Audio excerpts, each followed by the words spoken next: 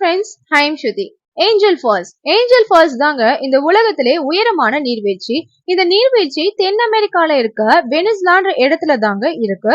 இதனோட உயரம் பாத்தீங்கன்னா 979 மீட்டர், அதாவது 3212 அடின்னு சொல்றாங்க. இதை இரட்டை நீர்வீழ்ச்சின்னு சொல்றாங்க.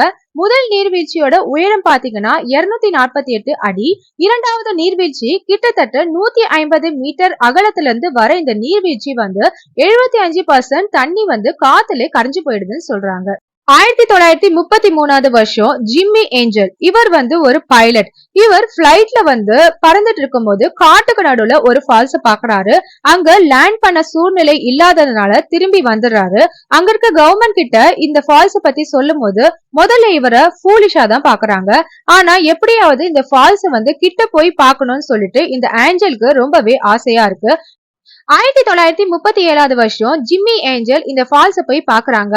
பிளைட் லேண்ட் பண்றப்போ சேத்துல சிக்கி இந்த பிளைட் கிராஷ் ஆயிடுது. சின்ன காயங்களோட இந்த ஜிம்மி ஏஞ்சல் கிட்ட போய் இந்த ஃபால்ஸ போய் பாக்குறாங்க. இந்த ஃபால்ஸ இவர் தான் முதல்ல கண்டுபிடிக்கிறதுனால இவரோட நினைவா இந்த ஃபால்ஸுக்கு இவரோட பேரை வைக்கிறாங்க. யுனெஸ்கோவோட உலக பாரம்பரிய சின்னமா இந்த ஏஞ்சல் ஃபால்ஸ அறிவிக்கிறாங்க. அதே சமயத்துல வெனிஸ்லாவோட முக்கியமான டூரிஸ்ட் ஸ்பாட்டா இந்த ஏஞ்சல் ஃபால்ஸ வச்சிருக்காங்க. அடர்ந்த காட்டுக்கு நடுவுல ஒரு அழகான நீர்வீழ்ச்சிங்க.